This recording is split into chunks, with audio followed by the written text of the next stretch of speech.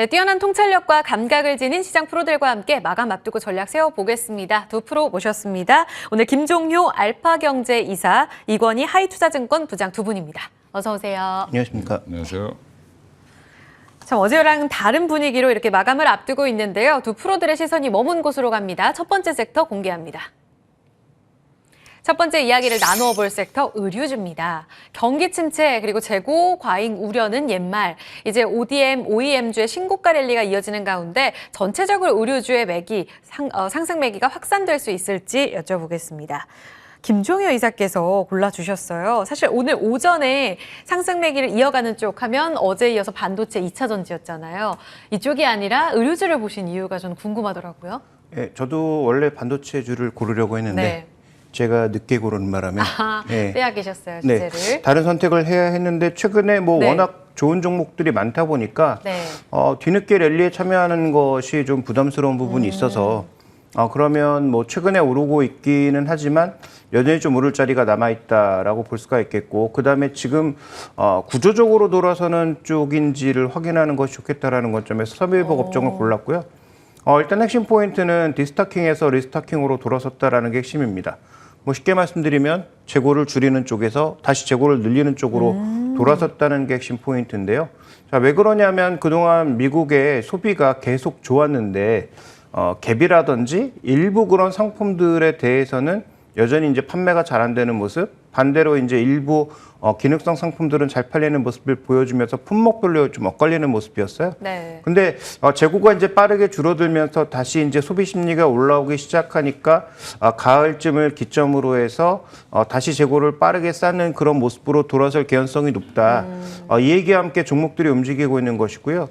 더 중요한 것은 우리나라의 영어무역과 한세실험만 움직이고 있는 게 아니고 비교그룹이라고 할 수 있는 대만의 마카롯과 에클랏도 동일하게 같이 움직이고 있다는 게 핵심 포인트입니다. 그래서 미국의 주요 이제 납품을 하는 혹은 글로벌의 주요 납품을 하고 있는 4개사를 꼽으라면 영어무역, 한세실업, 에클랏, 마카롯 이 4회사를 둘 수가 있겠는데 지금 이 4회사가 모두 동반 상승하고 있다는 것은 말씀드린 대로 이것이 디스타킹에서 리스타킹으로 돌아나가는 그런 양상이라고 봐야 되겠고 현재 지금 추이를 보시면 아시겠지만 항상 여름옷보다는 가을, 겨울 옷이 비싸기 때문에 이런 추이까지 고려해 본다면 한세실업 같은 경우에는 굉장히 1분기에도 실적이 선방했는데 그러면 만약에 리스타킹으로 재고까지 쌓는 방향으로 간다면 실적이 더 좋아질 수 있고 주가는 그에 비해서 굉장히 많이 낮아져 있는 상황이어서 주가 반등의 여지가 좀 더 있겠다라는 관점에서 종목을 골라봤습니다. 돌아 나가고 있는 현재 시점이라고 말씀을 해주셨어요. 지금 OEM, ODM으로 4사를 얘기를 해주신 게 맞죠? 네. 사실 나이키 같은 경우에는 물론 브랜드라서 조금은 다르게 봐야 하지만 재고 과잉이라든지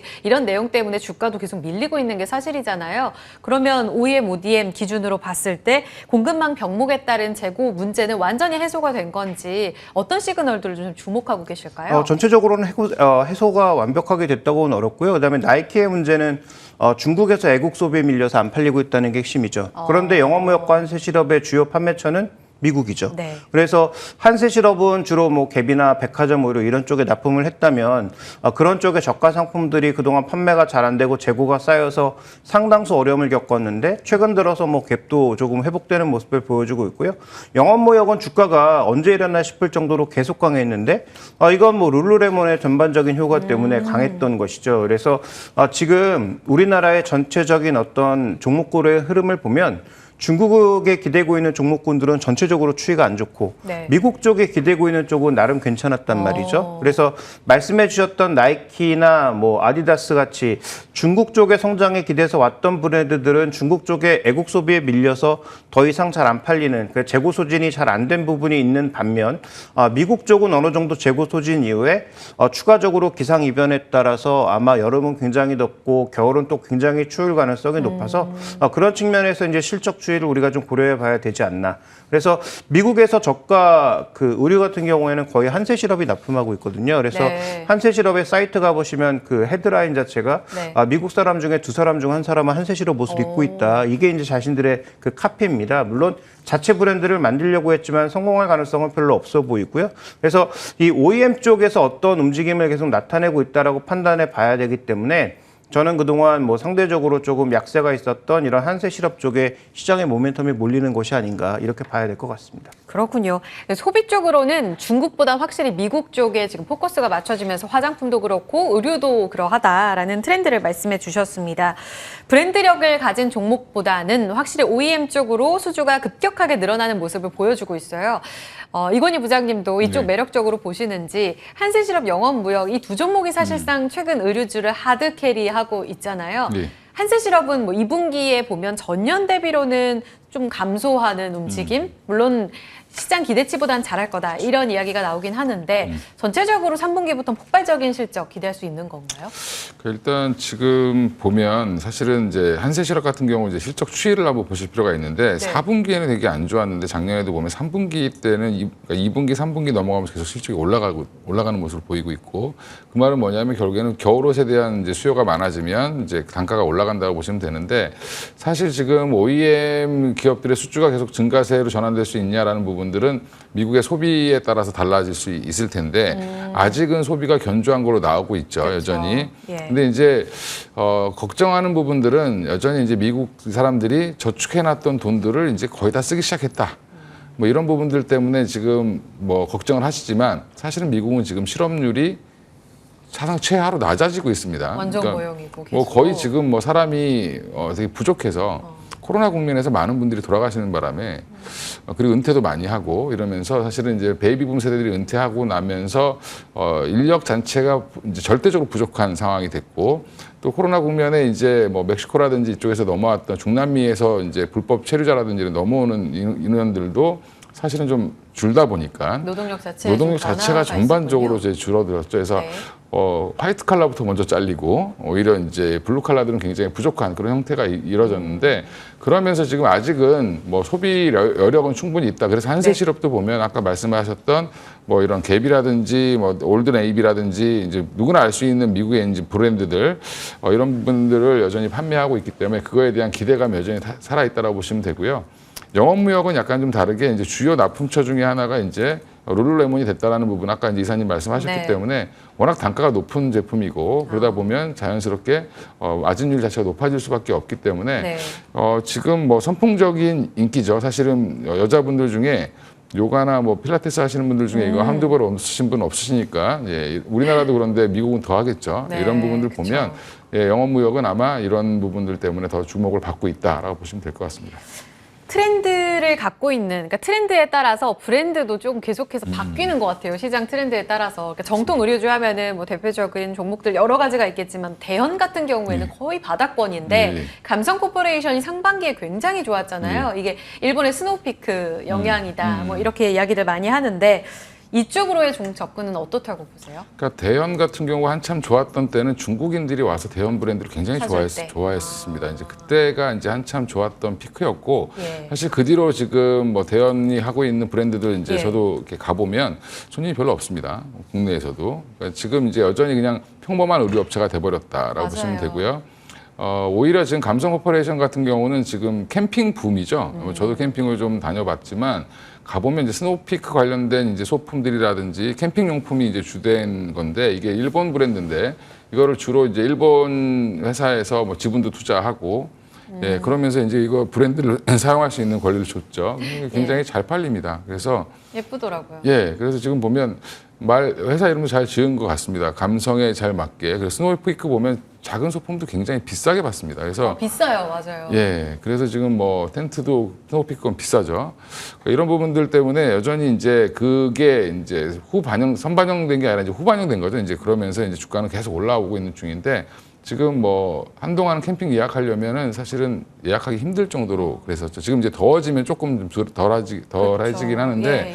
다시 찬바람 불면 또 달리십니다. 그죠, 간절기, 겨울, 예, 동계들. 예. 그래서 봄, 가을에 주로 캠핑이 많이 이루어지기 때문에 감성 코퍼레이션은 여전히 좀 주목을 해보셔야 되는 종목이다라고 보고는 있습니다.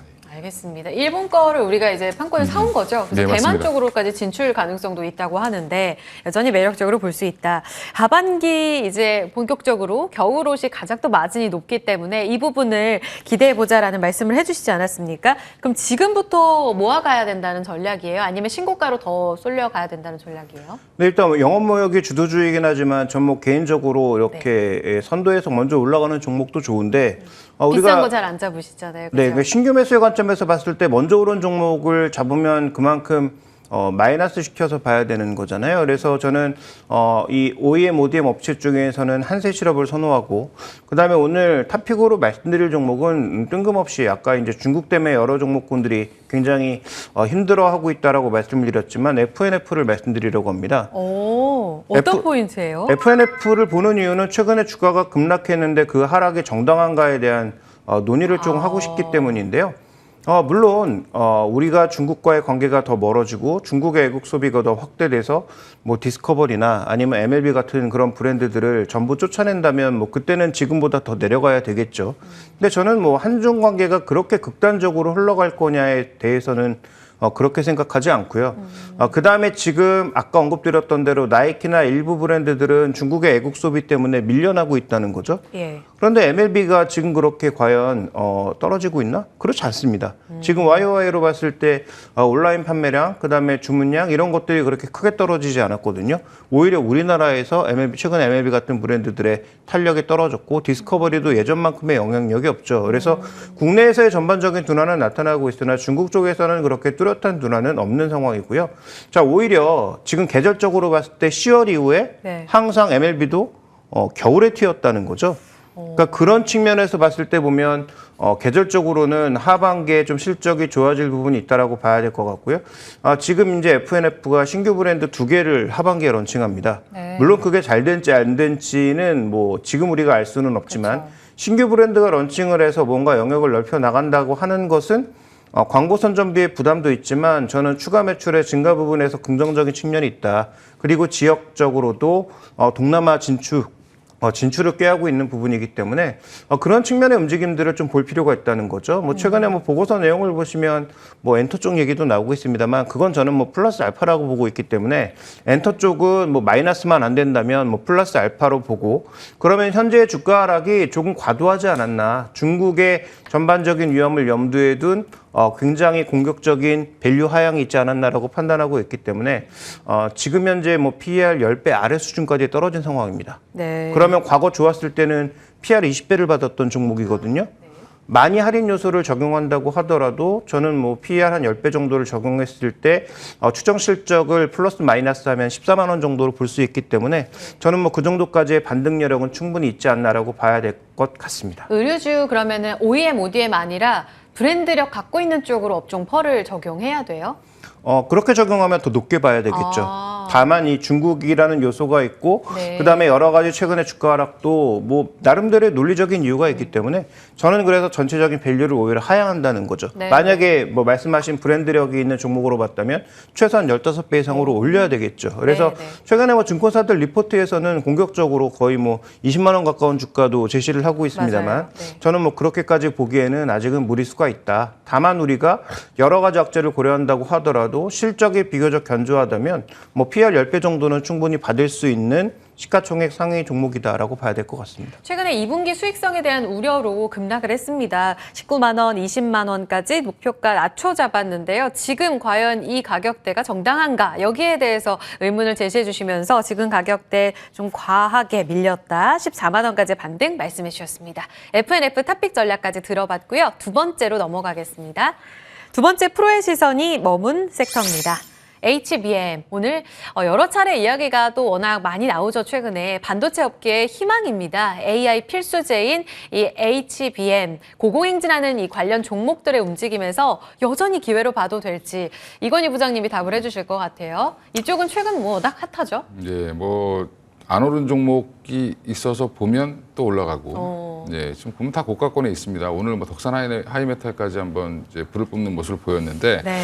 관련해서 지금 HBM 관련주들을 한번 쭉 다 공부를 해보셔야 되는 상황이다. 여전히 이제 한번 조정은 나올 거로 보는데 조정이 나오게 되면 또 한번 주목을 해보셔야 되는 게 여전히 지금 삼성전자 하이닉스가 HBM에 대한 투자를 되게 공격적으로 지금 하겠다라고 하고 있고요. SK 하이닉스는 증설 자체를 전혀 안 하겠다라고 해놓고 HBM은 지금 2배로 하겠다라고 지금 얘기를 하고 있죠.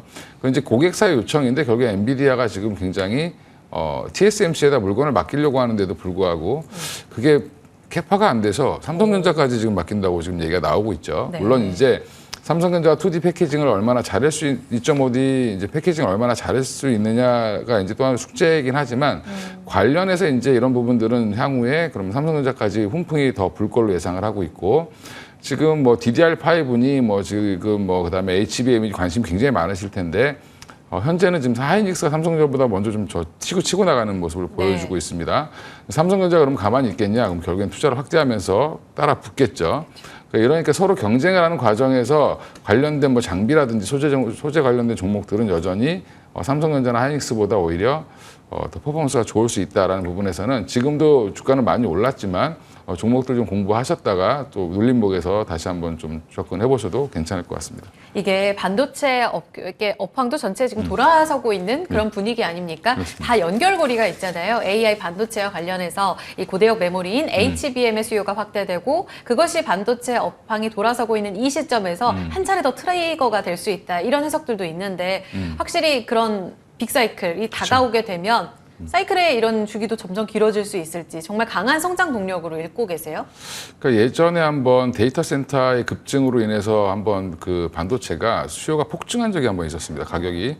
근데 이제 그때랑 좀 비슷한 상황으로 보셔야 될 것 같은데 지금은 당장은 뭐 DDR4에서 DDR5의 전환도 지금 올해부터 본격적으로 진행이 되고 그다음에 지금 사실 이제 DRAM 시장이죠. DDR4, DDR5 관련된 DRAM 시장도 지금 바닥에서 지금 이미 이제 그 B2B로 이제 제공하는 것들은 공급 가격을 올리고 있습니다. 삼성전자랑 하이닉스가. 지금 스팟 가격은 오르락내리락 하고 있지만 여전히 하반기에는 당연히 돌아선다라고 보고 있고요. 그 외에 지금 엔비디아발로 지금 굉장히 AI 칩이라든지 뭐 AMD까지 지금 가세를 해서 여러 가지 이제 MI300 칩을 또 개발하고 있는데 만들고 있는데 이런 과정에서 지금 관련된 수요 뭐 장비 그다음에 파운드리 업체들까지 다 훈풍이 갈 수 있기 때문에 이런 부분들은 당분간은 좀 이어질 걸로 보고 AI에 대한 뭐 정부의 대대적인 규제 이런 게 안 나오고 나서는 사실은 그닥 그렇게 지금은 이쪽이 답이다라고 지금 보고 있는 상황인 것 같습니다. 엔비디아가 지금 생산량을 늘리는데도 불구하고 또 이게 캐파가 안 따라주고 그다음에 AMD도 지금 굉장히 적극적으로 나오고 있기 때문에 이런 부분들 우리나라 업체들 관련 업체들은 계속 좀 수혜를 당분간 받을 수 있다. 그래서 큰 사이클이 한번 시작되는 시점이다라고 보시면 될 것 같습니다. 반도체를 주제하고 싶으셨다고 또 이사님도 말씀을 해주셨는데 HBM이었는지도 궁금하고 삼성전자가 가만히 있지 않을 거다 이런 이야기를 지금 이 부장님께서 해주셨잖아요. SK하이닉스가 HBM3로 먼저 주도권을 잡지 않았습니까? 오늘도 보니까 삼성전자도 인사, 조직 개편 다 내가면서 초격차 전략을 실행하는 것으로 보입니다. 마이크론의 영향력은 앞으로 크지 않을지 이 안에서의 구도는 어떻게 보고 계세요? 일단 HBM3와 관련돼서는 뭐 순서는 SK하이닉스가 가장 앞서 나갔고 그다음에 삼성전자가 이제 하반기에 들어올 것으로 현재 예상을 하고 있고요. 마이크론은 내년입니다. 그래서 아마 내년 정도가 돼서 3사가 경쟁하면 가격도 떨어질 것 같고 어느 정도 이제 탄력이 줄어들겠죠. 근데 지금은 어쨌든 SK하이닉스가 치고 나가는 구간이니까 관련된 종목군들까지 견인하고 있는 상황인 거고 그다음에 삼성전자가 들어오면서 뭐 양사가 경쟁하게 되면 일정 부분에 이제 뭐 가격 조절은 있을 수 있겠지만 초기 시장이라는 점에서 마진을 꽤 확보할 수 있는 시장이다. 이 부분이 이제 핵심 포인트입니다. 다만 전체 반도체 시장에서는 아직 비중이 10%밖에 되지 않고요. 그다음에 주요 대형 IT 기업들의 IT 지출이 갑자기 늘어나지 않을 겁니다. 지금 그렇게 뭐 대규모로 돈을 벌고 있는 것도 아니기 때문에 이들이 IT 투자를 뭐 갑자기 뭐 급격하게 진입하지 않는 이상 HBM에 대한 투자도 뭐 대대적으로 늘리진 않을 것 같다. 그럼에도 불구하고 엔비디아는 여전히 급하죠. 그래서 삼성전자에도 손 벌리고 여기저기 손 벌리고 있는 국면이기 때문에 저는 뭐 지금부터 투자 관점은 삼성전자의 투자와 관련돼 있는 종목군들의 포커스를 맞추는 게 좋은 게 삼성전자는 하반기에 말씀해 주신 대로 HBM3 진입도 있죠. 예. 그다음에 비메모리 쪽에서 엑시노스 진출도 할 수 있죠. 네. 그다음에 또 한 가지 주목해 봐야 될 포인트는 지금 TSMC가 3나노가 워낙 비싸서 4나노로 이제 전체적으로 생산해내는 그런 과정으로 돌고 있는데 삼성전자도 4나노는 수율을 거의 잡았다는 얘기가 여기저기서 들려오고 있죠. 그러면 그동안 죽었던 삼성전자의 비메모리가 서서히 살아날 수 있다는 관점에서 봐야 될 것 같고요.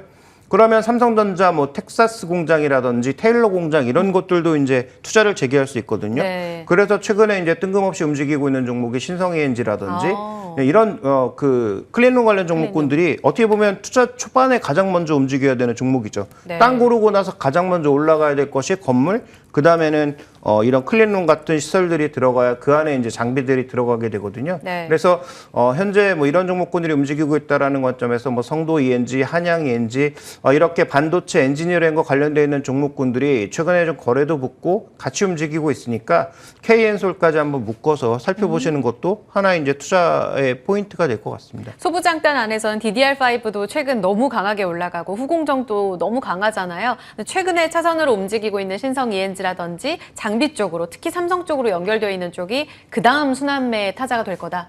이렇게 말씀하시는 거죠? 네, 그렇습니다. 알겠습니다. 탑픽으로 넘어가 보겠습니다. HBM의 확실한 수혜주 어떤 종목으로 압축하세요? 일단 뭐 종목들이 워낙 많긴 한데 사실은 가장 대표적인 수혜주라고 하면 뭐 다들 많이 들어보셨던 한미반도체라고 보시는 게 맞을 것 같고요. 그래도 1등인가요? 그래도 1등이고 1등이 아직은 지금 최근에는 탄력이 가장 둔화되어 있습니다. 그렇죠. 예, 둔화되어 있는데 여전히 이제 뭐 자금력이나 이런 것들을 봤을 때도 한미반도체는 워낙 좋고요. 남들이 안 좋을 때도 계속 돈을 벌었습니다. 한미반도체는. 그래서 한미반도체 같은 경우는 TSV 과정에서 이제 본딩 장비를 생산하는 핵심 공정에 들어가는 장비를 만들고 있기 때문에 향후에 이제 HBM 시장이 커진다라고 하면 한미반도체 장비 수요는 점점 늘어날 걸로 예상을 하고 있고 지금 1분기 실적이 좀 안 좋게 나왔기 때문에 이미 이제 2분기에 대한 기대감 이런 것들도 생각보다 이렇게 높지 않습니다. 그래서 어느 정도 가이던스만 맞춰주면 주가는 계속 기대감으로 갈 수 있다라고 보고 있고요. 네. 그 외에도 이제 추가적으로 좀 말씀드리면 최근에 뭐 로봇 관련된 제작을 하고 있는 뭐 제우스라는 종목들을 좀 유심히 보셔야 된다. 여기도 마찬가지로 지금 TSV 안에 들어가는 이제 공정 안에 그러니까 비아 홀 공정이 있는데 거기 홀 클리닝 장비를 만드는 회사입니다. 그러니까 구멍 뚫고 한마디로 찌꺼기 제거해주는 그 장비인데 네. 이 제우스가 이걸 하면서 동시에 또 지금 로봇 제조, 그러니까 스마트 팩토리 관련된 것들 로봇을 이제 설치하고 이런 것들을 하다가 지금은 아예 이제 만들죠. 자체 제작을 하고 있기 때문에 관련해서 이제 모멘텀이 두 개가 같이 엮여 있다라는 부분에서는 제우스도 한번 좀 주목을 해보셔도 좋을 것 같습니다. 원픽은 한미반도체예요? 물론 이제 HBM만 보면 한미반도체를 보시는 게 맞고요. 플러스 알파까지 보신다라고 하면 제우스도 지금 고점에 있지만 네. 조정받고 또 한번 갈 걸로 보고 있습니다. 그럼 한미반도체는 지금 32,150원 신고가 0점 라인인데 네. 어느 정도까지 열어둘까요? 뭐 일단 고점에 있는 종목을 목표가를 정하는 건 사실 좀 어렵죠. 그렇긴 한데 가이던스를 네. 뭐 대충 이제 확인해서 보면 적어도 한 4만 원대까지는 한번 진입할 가능성이 높다라고 보고 있고요. 중장기간점으로 한 4만 원 제시해드리고 손절가는 3만 원이 깨지면 좀 짧게 보시는 게 맞을 것 같습니다. 일시적으로 좀 쉴 수도 있기 때문에 네. 이렇게 말씀드리겠습니다. 5일선이 가파르게 따라가고 있거든요. 5일선 지금 3만 원인데 손절 라인 3만 원으로 보시면서 좀 타이트하게 움직이면 좀 기민한 대응이 필요할 것 같고요. 일단 4만 원까지 보자. 한미반도체 전략까지 들어봤습니다. 프로의 시선 두 분과 함께했습니다. 김종효 이사 그리고 이권희 부장이었습니다. 두 분 고맙습니다.